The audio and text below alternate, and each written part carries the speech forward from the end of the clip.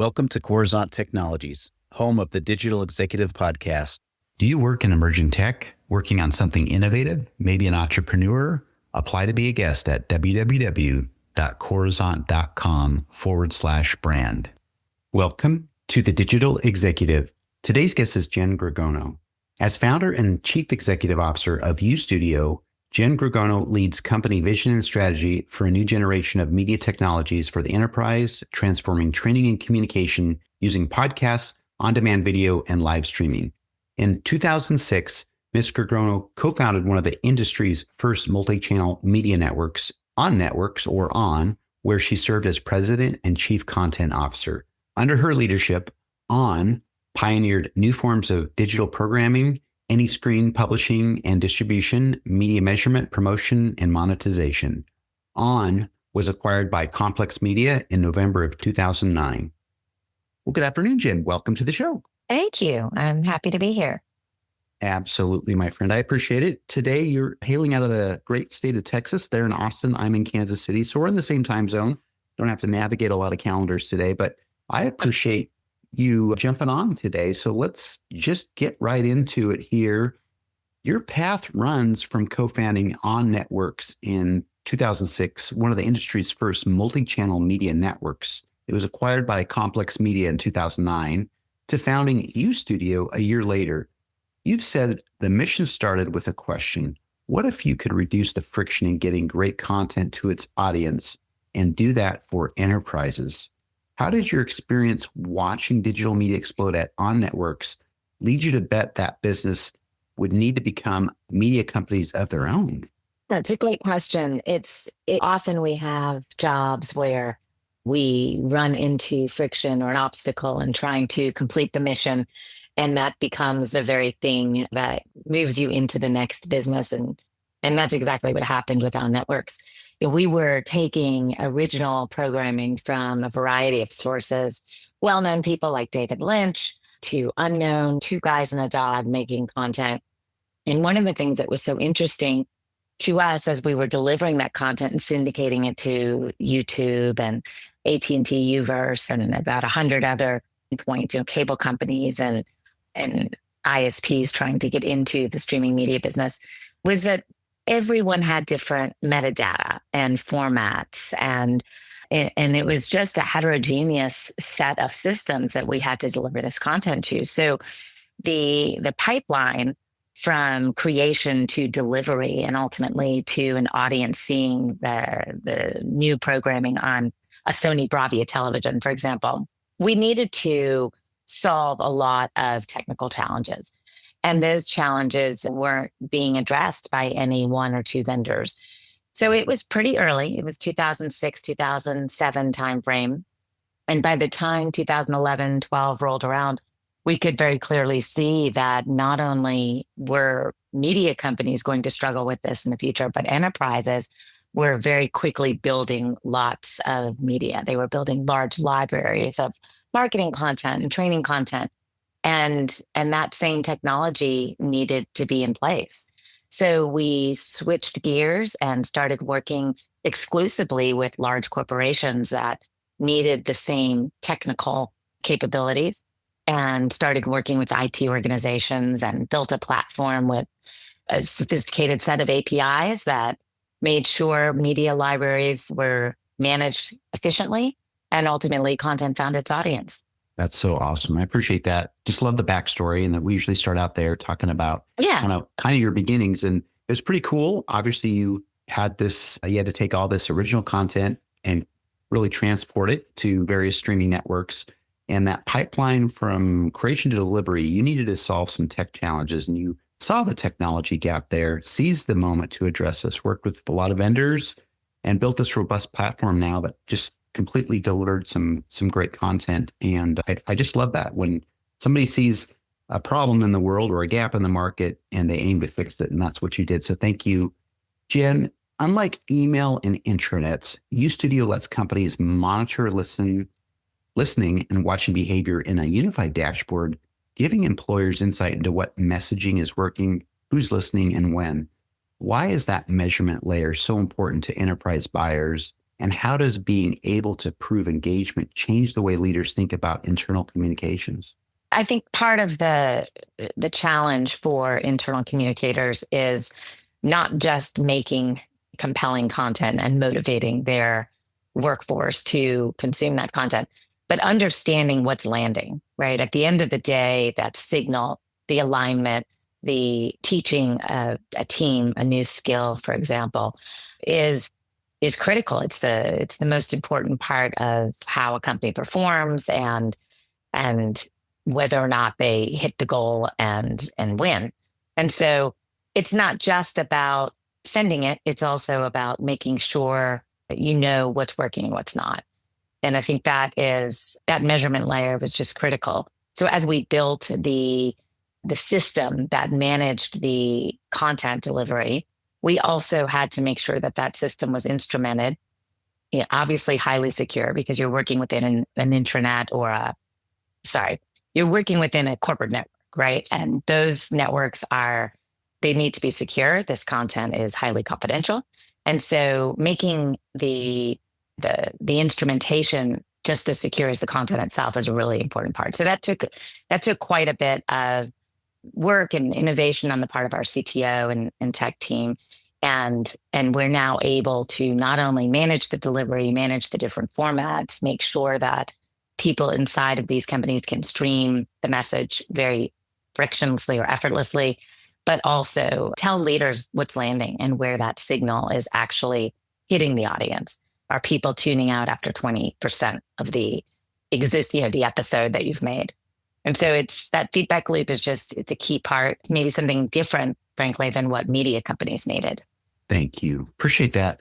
Obviously, it is a challenge. We've all worked in corporate environments, large and small. And the challenging thing for internal comms teams a lot of times is they get the content right, I think, but what's really landing, as you talked about, that measurement layer I thought was important for the outcomes was really important, able to provide that feedback to the leadership team so we could really engage on how that stuff is working internally. And of course, security is paramount. Always can't talk about security enough, especially if there's proprietary internal comms that just needs to stay internal. So thank you. Jen, you said AI is changing how businesses function and that more companies now need training and messaging for implementing AI tools, making now the time to reevaluate change management strategies. How do you see media-based communications playing a role in rolling out AI across the workforce? And how is AI reshaping how enterprise content itself gets created, personalized, and measured? Well, I think most of us know that when you see a new tech era take hold, it's rarely the technology that causes adoption to fail or slows the rate of usage. And in AI, it's just no different. The workforce change is just significant here. And the thinking on the part of workers and how they do their job and what they take on versus have an agent do, for example, is just far more than the technology itself. They need ongoing context. They need leadership messaging. They need to be aligned regularly. And there is just no better way to do that than audio and video. And I think we've learned over the years, if you go back a long way, the 7-38-55 rule, where words make up 7% of meaning of a message and audio takes you to 38%. So that tone of voice and voice in general. And then if you add video to it, you're at 55% more effective. So I don't think there's a huge question today around the impact of streaming media, but using it effectively and making sure that you've got a delivery system that, as we talked about a moment ago, is providing that rich feedback loop and it's getting to its audience easily via mobile phones, via desktop. So it's always there. It just can be a massive boost in making sure people are getting the message. So that guide along the way, if you will, helping to create, translate, organize, personalize all of those important messages, the content that's being delivered to the individuals is a huge component of the adoption. So I think what we're seeing, at least across the big enterprises we work with, is that they are investing more heavily now in building that streaming media building not just the library, but also the system in which that content is delivered, just in time. And we're excited to finally see corporations become the media companies that they are, sort of destined to become, in a world where consumers are just listening and watching. We call it the listen watch network explosion. And what we do in our consumer life always tips into the enterprise. So that's just a big part of the future of how communications is going to cascade messages throughout the enterprise. Thank you. I appreciate that. I've been in technology a long time, and you talked about this when this new tech comes out, right? It's the adoption issue isn't necessarily always the technology. It's rarely, in fact, the issue. But again, you talked about that messaging, the strategy, the why behind it, and that people connection is so important. So ensuring that comms is getting the messaging right. You talked about that meaning, that tone, the sentiment, et cetera, and having really that set up that environment for a rich feedback loop across various mediums, what's working, what's not working, but obviously offering various methods to get that messaging out. So I appreciate that. Jen, the last question of the day I have for you here, you've spent your career watching how new media is created, consumed, and distributed. As AI, personalization, and on-demand media all converge inside the workplace, where do you see enterprise training and communications heading over the next maybe 5, 10 years? Less than that with AI, and really, what will the companies that get it right be doing that everyone else isn't? I think it's going to be a Spotify-like experience inside of corporations. I just think we're going to continue to see this desire on the part of the end users to have an always on network that they can tap into, right? Via their phone, which is today at least the most accessible device that you can take anywhere. So you can imagine anytime you have idle moments, windshield time, a lot of our pharmaceutical clients talk about field reps driving and needing to learn on the road or on the go. So I think having that always on corporate network where you can quickly access streams that are relevant to you, either in short form, in long form, if you want to take a deep dive learning moment, it's just going to be critical. And I think it'll be embedded into every part, every corner of our work. And I think it was Andreessen who said early on when Apple introduced the AirPods, this is having a voice in your ear at all times is going to be an incredibly powerful and impactful movement. And in the enterprise, if a leader could have their voice or a set of voices in the ear of its workforce all the time in a compelling, easy to consume, low tax, low burden way, that's just going to be the infrastructure, I think, that wins.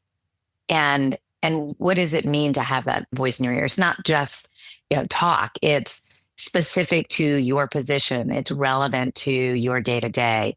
It's personalized and based on your listening and consumption habits.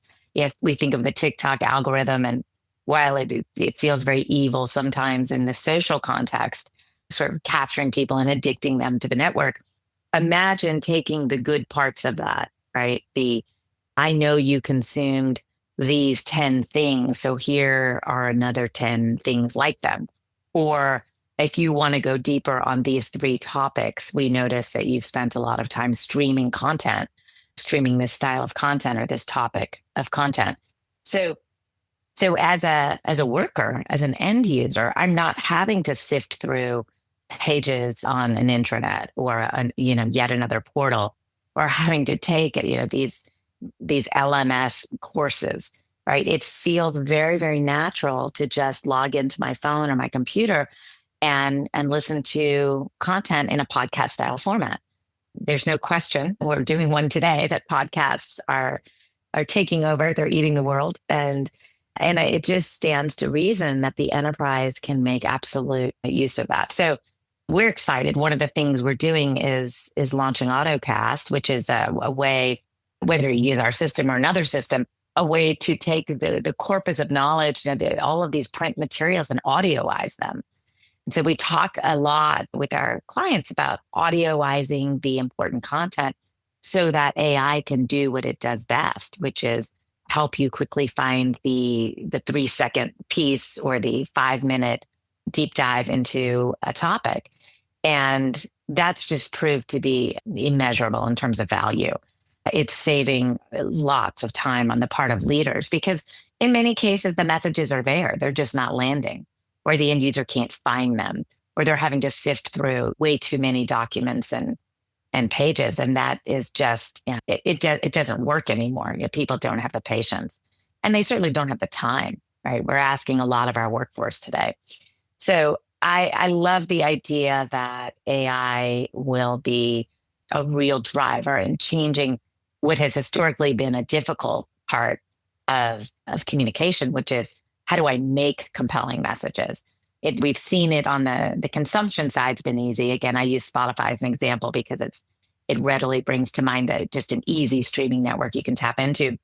But on the content creation side, I think we're also seeing AI take the knowledge and information inside of companies and codify it and audioize it and make it extremely deliverable in these personalized snippets, right? Shorts with the ability to go deeper or targeted messages or notifications.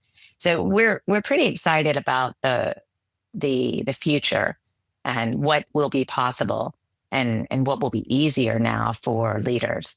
And of course, with all of the instrumentation and the security, the system just grows and creates more value. So I think that's what it looks like. Every company does become somewhat of a media company themselves. And we're excited to be part of that. Awesome. Thank you, Jen. I appreciate that. Just to highlight a few things I thought were important out of your messaging here, and I thought this was great. Your internal communications messaging and will evolve into the future into like a Spotify-like experience. And I think that's really cool. I think we're all plugged into Spotify at some point in the day. But having that always on corporate network, you talked about that various formats, short, long form, it doesn't matter. Their listening habits, it's available wherever that meets them and their schedule. And that compelling messages, the good stuff, right, is in the voice of the organization's ear by leveraging your platform here, which you talked about, your AudioCast platform, leveraging the power of AI to target and summarize those important messages so that the messages are truly landing. So I appreciate that. Jen, it was such a pleasure having you on today, and I look forward to speaking with you real soon. And thank you. I appreciate it. It was a nice conversation. Bye for now.